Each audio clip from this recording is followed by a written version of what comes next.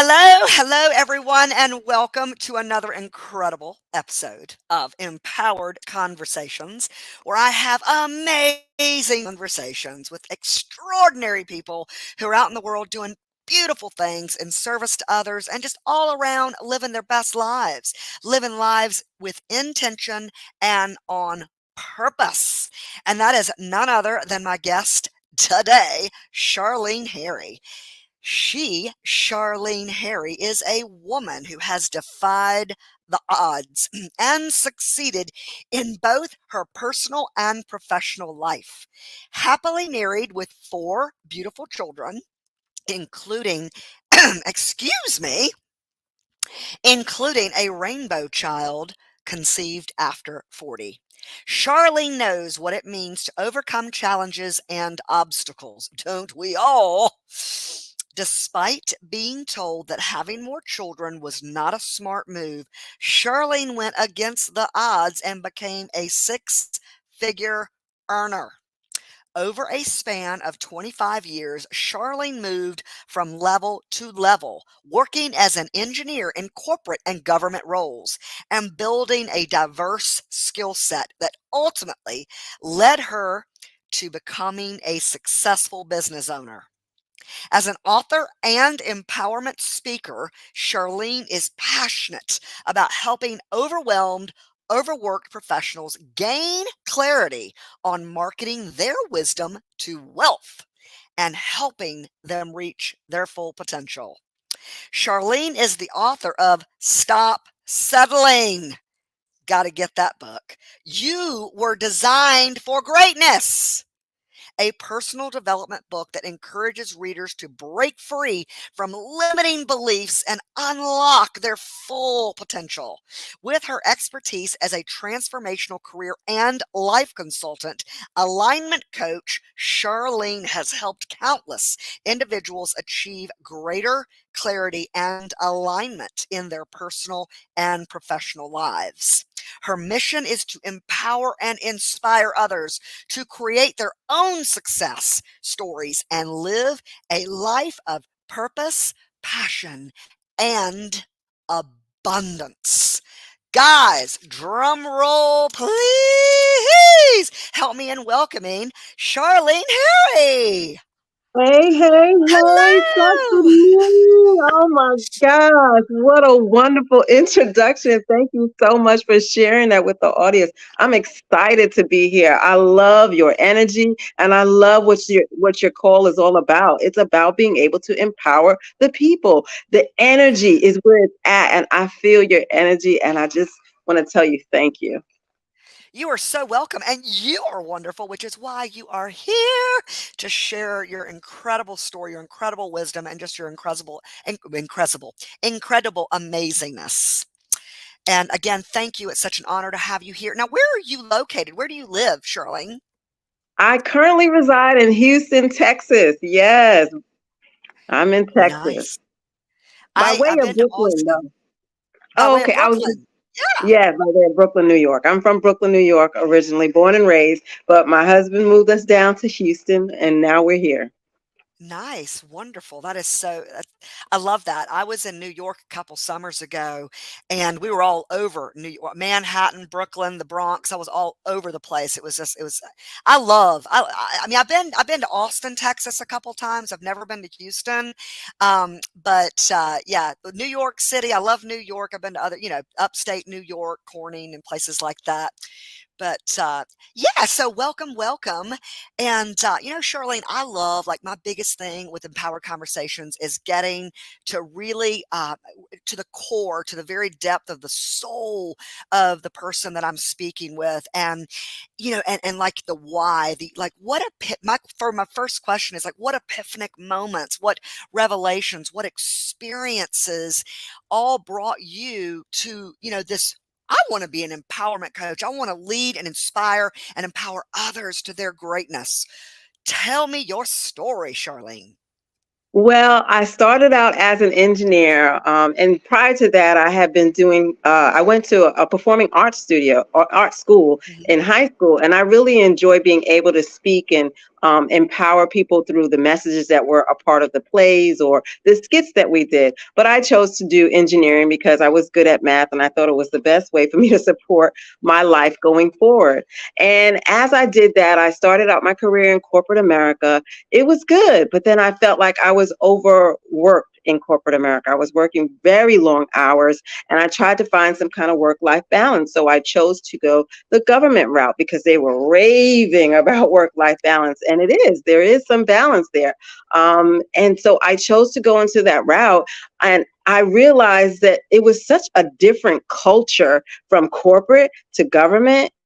And when I got to the government, it was like, I wanted to do so much, but they wanted me to just kind of scale back and kind of keep it easy and flow. And I wasn't used to that. So I try to continue to improve the processes as an industrial engineer. That's my specialty. I can see a thing and figure out how to make it better. And I want to implement ways in order to do that. But a lot of times I got a lot of pushback.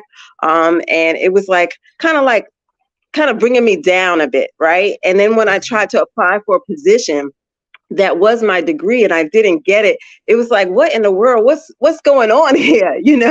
But eventually, because of my persistence, I got the position. But it was the same environment, toxic environment of just be happy where you're at. Just be thankful that you got here. You wanted the work-life balance. You've got it. But I also wanted to do so much more for them.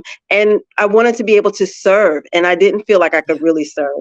And it wasn't until I took a leadership course there where no one wanted to speak up and no one wanted to be the lead. And I said, you know what, I'll do it. I'll speak for the class. And I did. And it was so well received that I said, oh, you know what, this is really where I want to be. I want people to hear the words of encouragement of going through a system or going through a process and recognizing that it is new, but it doesn't have to be hard. It just is new. And I always wanted to share with them how to change from going from A to B, not for it not to be hard, for it to be like an easy transition. And so when I did that speech, that was my awakening moment that everybody received it. Everybody was like, this is wonderful. This is great. You should do this. And I was like, you know what? You're right.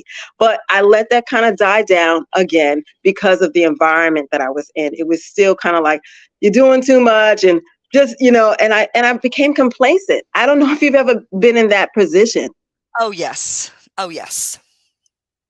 So it's like you say to yourself, everything's okay. I've got the job where, it's convenient and I'm working, I can balance everything, but it wasn't a happy place. And I decided that it was time for me to listen to that inner voice that was saying, you are meant for more. You were meant to do more than this. And so I was like, okay, I'll go ahead and start applying for jobs. And I did. And I didn't stop at 5 or 10 or whatever. I applied for like 167 jobs. Okay. Oh, girl, get it. You get it. And I will never forget that number because it was like my persistence to hang on to that voice and not stop. Like, because I knew that it was telling me something was better out there for me. Stop being so complacent. You're not happy, right? If you're not happy, that is a reason for you to do something else, do something different. So I did just that. I've never done that before, but I did 170 and got 3 job offers.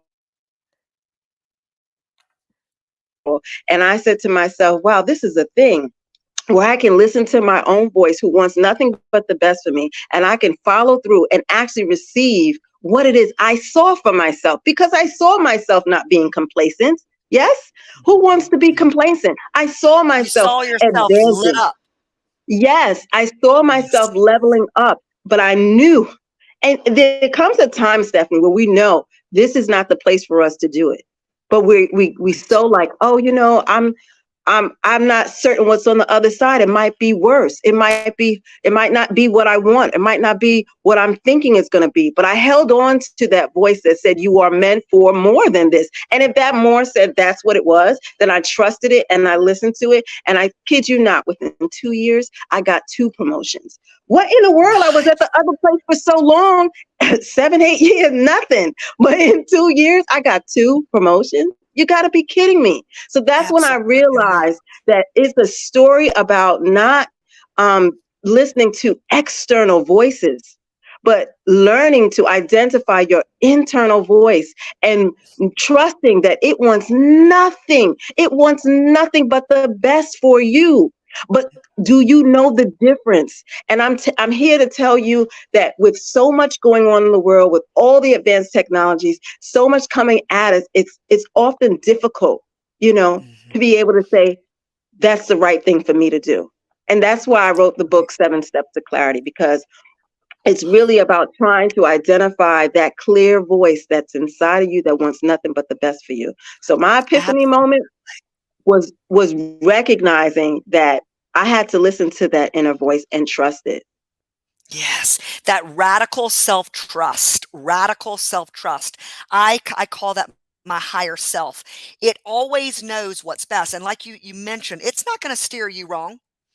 Or at least that's what you were alluding to. Your higher self. If there's an intuition, if there's something calling you, it's not going to steer you wrong. And for that fear that oftentimes, and we all can experience that. What if it happens this way, or what if this happens?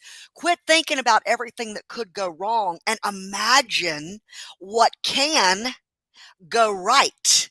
Imagine all the infinite possibilities of what can go right. Because if you've got a tug, if something's like pulling, like heart pounding, take action on it. And it may not, wind up being, looking exactly like this.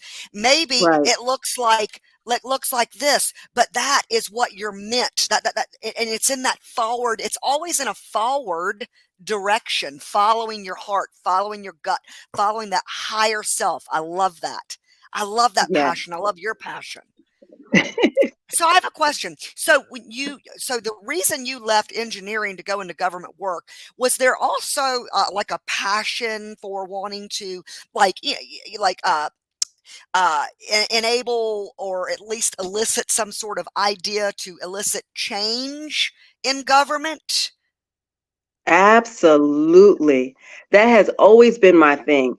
My husband is prior military. So Hmm. he actually brought us not too far from Austin. We started out at Fort Hood, Texas.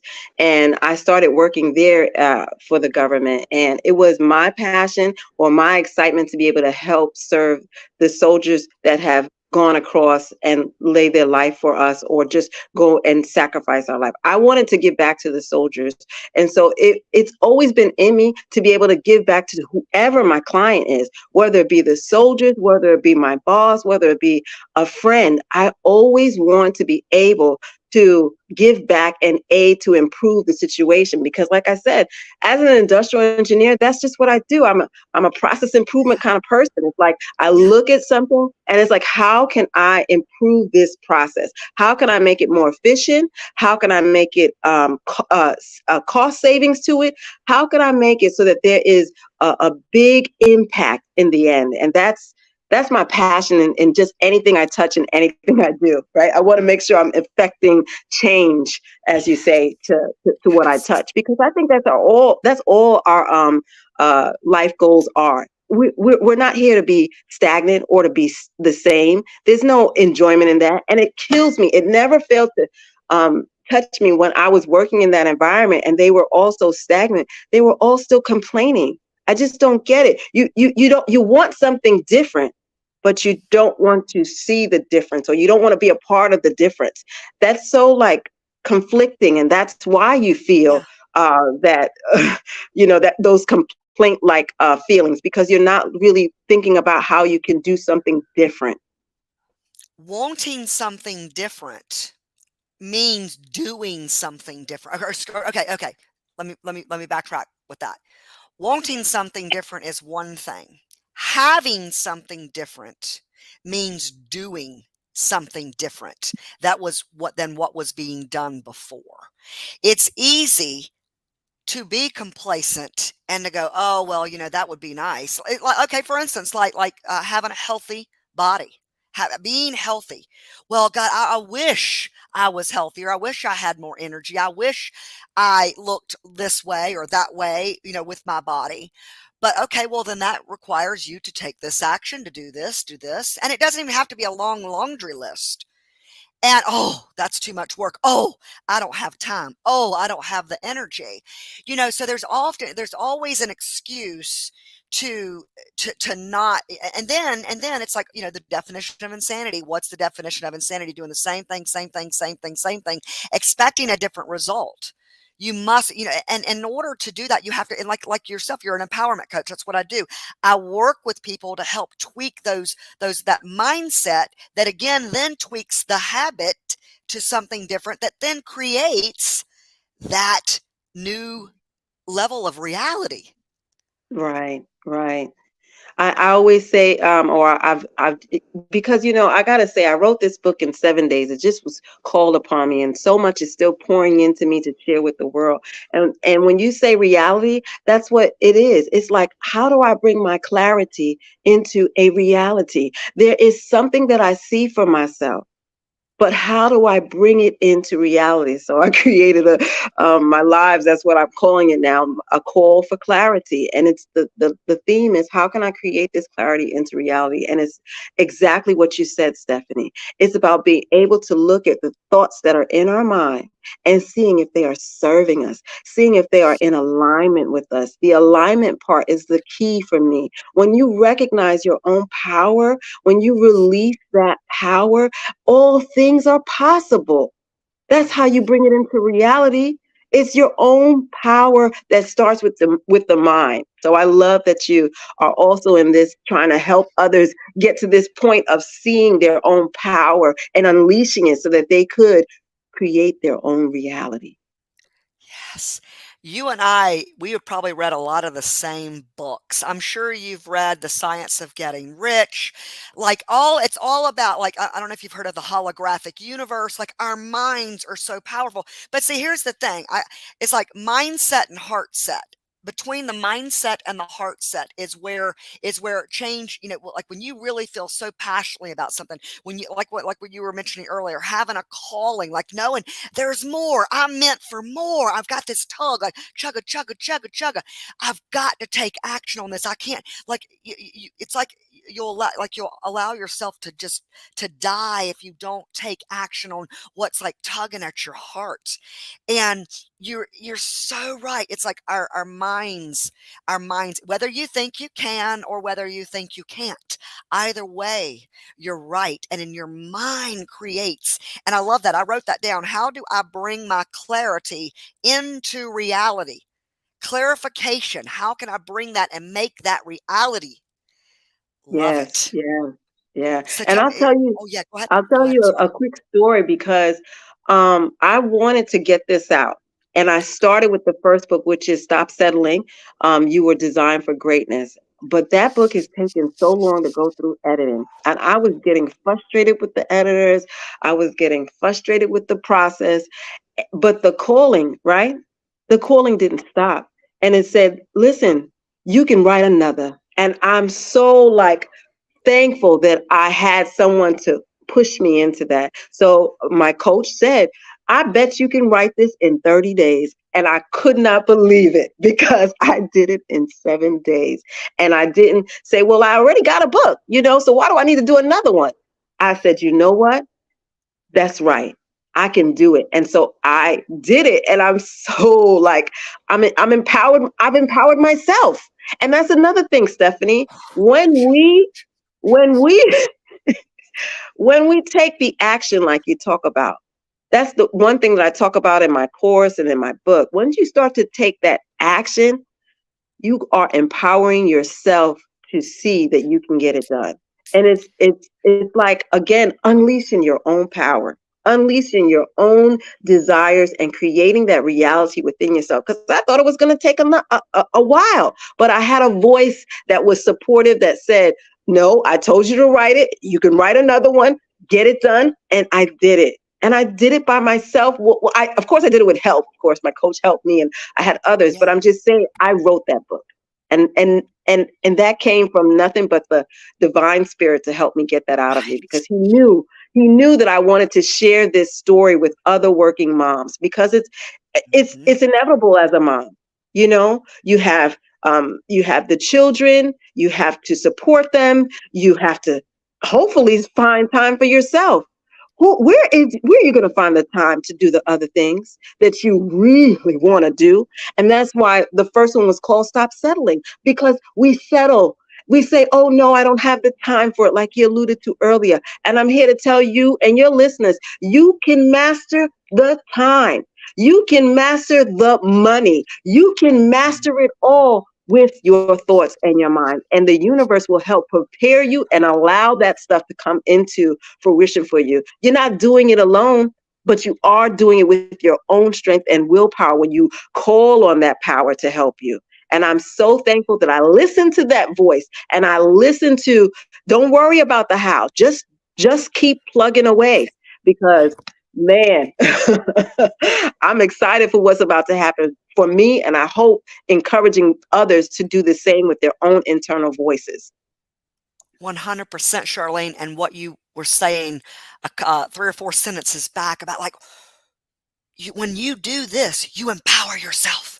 It's Yeah, almost like you pour a little bit more cup. You pour a little bit more in the cup. You got to fill your own cup, especially women, yeah, working moms or non-working moms. You got it. You can't pour from an empty cup. Keep filling your cup. Keep pouring your cup. And when you do something that empowers you, then what does it do? It creates a new neural net that maybe you have a new idea, more clarity, clarity on something else. Oh, this was possible. Oh, what else is possible? Oh, that's possible. Oh, now I'm empowered to take action on that. I complete that. I was successful at that. Oh, and I mean, because to be lit up by life and to be constantly empowered or inspired by something. And it's not about like, oh, okay, there's something completely different than, I'm never satisfied and it's not good enough because I have to, my worth and value is tied to achieving. But so that's one, that's a completely different mindset because right, worth and value is tied to what I do instead of, just being lit up. But what we're talking about is being lit up by, a new idea, a new idea, and then you're empowered to take action on that. And then it fuels you, fulfills. And I spell fulfill with Full, fulfill. We're fulfilled, and you're fulfilled in your life, and you're empowered and you're inspired and you're lit up by life and you're excited, and then other people see that and like, wow, what are they drinking? I'll have what she's having, and it's just like, and that inspires them. And yeah. and I don't, I'm sure you're exactly the same, but like, I hope I didn't mute myself. No. um it's like what I feel, what I'm able to do for myself. I want that so much for others because of how it feels. And I want others to feel that lit upness, that empowerment, that inspiration to be elatedly excited, elated excitement. That's one of my favorite things. I am elatedly excited, Yes, yes. I empowered. am I one of the things that I really like that you talk about is the feeling, and the creativity. Again, I really feel like we were created to create. You know what I'm saying? When he says multiply, not just by children, but by our thoughts and our ideas. Like you said, you get one idea and then you get another idea. And that those neurons, they make you feel good. And when you say that, I got to tell you, it brings me back to the main thing that I talk about in my empowerment tea, because I like tea. I like to drink tea. One of the things I talk about in my empowerment tea is how you can remember that you were created as good. And that means you were to feel good. Okay. And yes, we live in a world of both good and bad.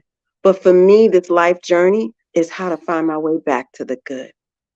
That's my That was the first thing that he gave me to share with everyone. Is like, you need to know that though you might be feeling bad in any situation or circumstance or an environment, that wasn't the intention. We need to figure out how to guide you back to getting to good. And complacency, my friend, is holding you back. Mhm. Complacency will hold you back. The thought of the unknown will hold you back because you don't trust that you are meant Mhm. to be good. So when we say that feeling, that's the feeling we want to hold on to. It's my desire that everyone learns how to live in peace and have prosperous income. That's the abundance. Like, just be have your peace and prosperous income. And the peace comes from Yes. feeling good. I don't ever feel any peace when I feel bad. But No. when you okay, but when you feel good, you are at peace. So that's the call for all of us, is to multiply with our thoughts and make it so that they are creating good in the world. And Yes. that in turn makes us feel good, which is the state of mind that we should be in most of the time. Yes, and yeah, and obviously, it's impossible to feel good all the time, but that's not what we're talking about. We're talking about it's recognizing when you are feeling bad, when something's not, is not feeling right. What I do is I question. I'll just start asking questions, to my higher self. Like, okay, so what's going on? I don't know if you've ever heard of access consciousness. Oh no. Accessconsciousness.com, accessconsciousness.com. One of the things is one of their tool. It's called a tool. What we talk about, in Empower Conversations, what you're sharing are tools. Okay. And one of the tools is when you have a bad feeling is, who does that belong to? Send it back with consciousness attached. So in order, so it's because a lot of times these bad feelings and these thoughts and these sudden moments of not feeling good that come over us don't even belong to us, because we're energetic beings and we're connected to everyone and everything. And when you're out shopping and buy, oh yeah, I love it. When you're out shopping, you never know what the people around you are feeling. You might pick up on some of that vibration. Everything is a vibration. And so it's like, okay, so it's not necessarily something that's bad in your life or something bad going on with you, but you picked up on a vibration. Doesn't matter. Even if something is, out of alignment with you, to with the highest of vibration.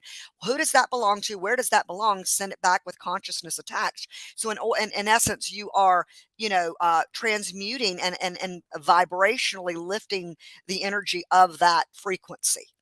And that access, yeah, it's yeah, Access control. Oh no, access access conscious. access consciousness dot, like consciousness. So you're accessing the consciousness.com. And I learned, golly, I've been a part of their group since maybe 2007 or 8. And yeah, it's really profound, some of the tools that I've learned that I also use when working with my clients. And again, it's all about just, reprogramming the mindset, to elicit a different neural net, new neurons. And the more neurons fire together, the more they wire together. And like, for instance, one of my calendars in my room, it says, um, where attention goes, where attention goes, Energy flows. energy flows. That's right. And That's right. you attract. So for instance, I have someone in my life who is dealing with something quite difficult. And Mhm. she reached out to me a couple days ago because she met some guy, and she texts me and she's like, she's not on Facebook. This woman is not on Facebook. And she's like, Stephanie, she sent me a picture of him. She goes, what do you think of this guy? He asked me out. I met him at work, and I'm thinking about, maybe going out with him, and maybe, I know how intuitive you are. Maybe you could meet him. And I'm like, girl, number one, what intuition is telling you not to jump? Like, why are you even reaching out? If there's an intuition that that's sharing something with, like a little, like a red flag, pay attention to that. So she reaches out, and I'm like, okay. I said, well, how about you and him and me and my boyfriend go out on a double date, like an innocent, and meet him, and I'll give you my feedback. And crickets. That was back in January. Crickets. 2 days ago, she reaches out. Stephanie, oh my God, that guy, what an asshole. He's trying to get up with his ex and blah, blah, blah, loser this, loser that. And I'm like, and I just said, hey, and I was like, I said her name 3 times. I'm like, so and so, so and so, so and so. You reach out, you want my advice. I say, hey, let's get together, let's do this, and I'll give you my feedback. And I hear nothing from you. And now it's like, and then I asked her, I said, what do you want? What do you want to experience? And tell me what you love about yourself. Tell me what's awesome about you, what you admire and respect, and what are your special skills. And that's what I want you focusing on, because you have to be what you want to attract. Because if you think all men are dogs, pigs, and assholes, then you're going to attract that vibration. And not all, there's a plenty of amazing, wonderful guys out there. You could be attracting that. So, are you Okay. there? Yeah, I yeah, hear, I'm okay, I here. hear I'm you. saying that is Okay, you know what? that's You're so true. frozen. You're frozen. And, Can but you hear me? yes, I can hear you, but you're frozen on my screen. Oh, there you are. Okay. Yes. So, but that's with anything in life. It's like focus, think about, you know, I say elated excitement, happiness, joy, peace of mind, freedom. Those are the feelings. What all actions, what all experiences can create that soup of fabulousness. Amen to that. So I take it you've heard of one of the books that really woke me up to realize my own power to be able to manifest the things that I desire and get it was a book by Abraham Hicks called Asking It Is Given. Um, I Go, read that Joseph. book and I Go. was like, oh my gosh, I've been doing this all my life. And most people will tell you she's a brat, she's spoiled, she gets whatever she wants. And when I read that book, I was like, no, that's not it at all. I just asked for what I wanted, trusted that I could receive it, and it came. I Mhm. wanted a better paying job. I wanted a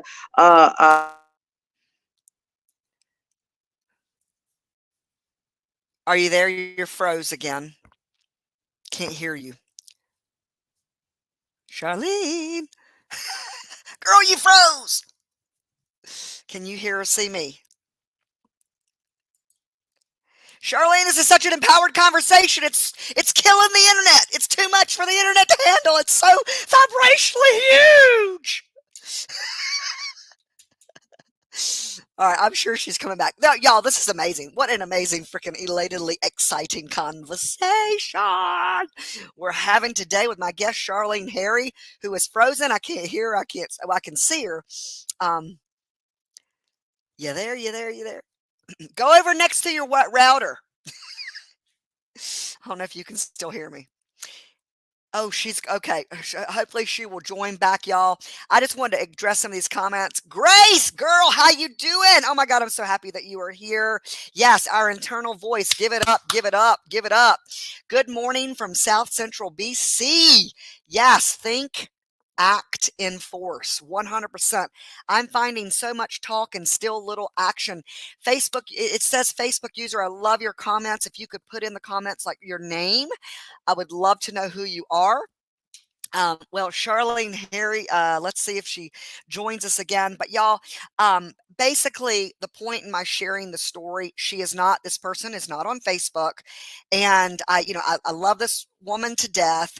And it was like I was like, hey, okay, you want me to meet him? I'll let you know what I think.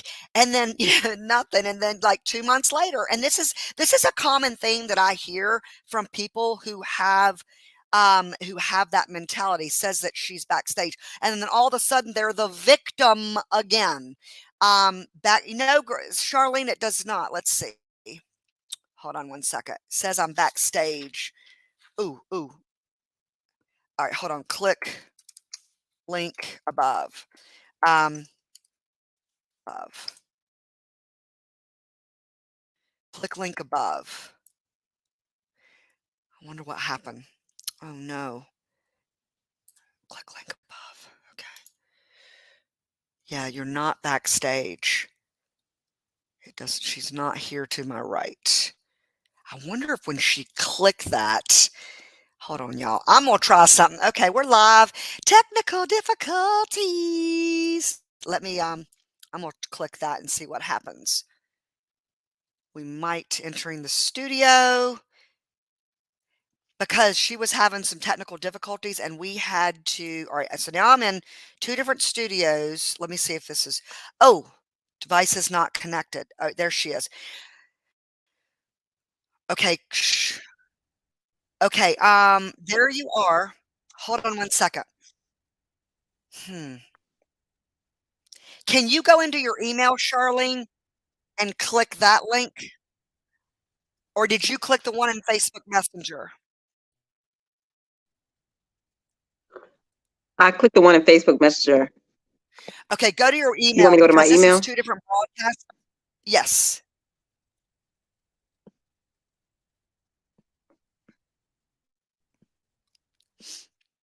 Okay, I'm going now. Okay. There it is.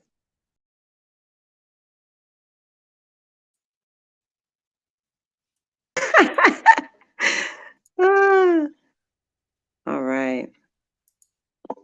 Okay, let me see. Or okay, I see you here. Uh-oh. Oh no. Hold